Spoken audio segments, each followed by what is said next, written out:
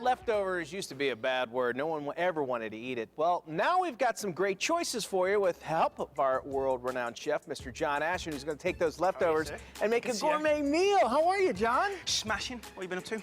Well, I have actually been doing a lot of traveling, and I come home, my wife makes a great meal, and then I get what's left over, but you get some good recipes on what we can do with those leftovers, huh? Absolutely. What we're going to do today is a stuffed leg of chicken.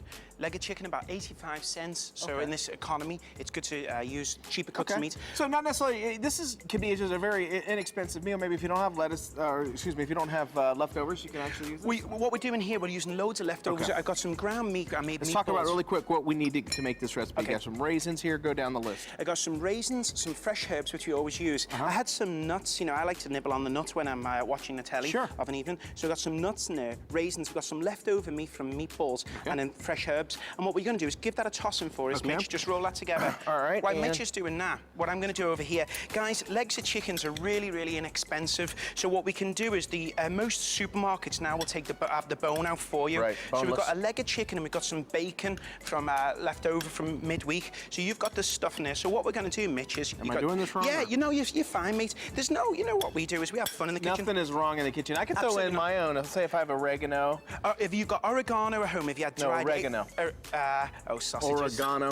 I might have it out in the garage. Maybe use some basil then. Basil. Okay. So what we've got here, guys, is the chicken leg and some bacon. All right, you put this on some saran wrap. Okay. So what we're going to do is now look at the presentation of this. It looks absolutely darling. All we do is roll it up, yeah. Ah, okay. Roll it up, and then we've got it. Let it set there.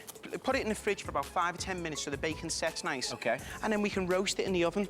All right, and you put this in, how long did you put it in the oven for? That's 350 and it takes about 20 minutes for it. Can you cut that open? Let's see what's inside there. Okay, so what we're It's a very simple, I mean, this would cost about, what, less than a few bucks, right? This one would cost you about $1.50 per portion for it. And you can see here, now we've got it with a nice fennel salad here. You can see it's stuffed, it looks pretty. And I like a little bit of balsamic on there. You can take some balsamic, drizzle it on like that.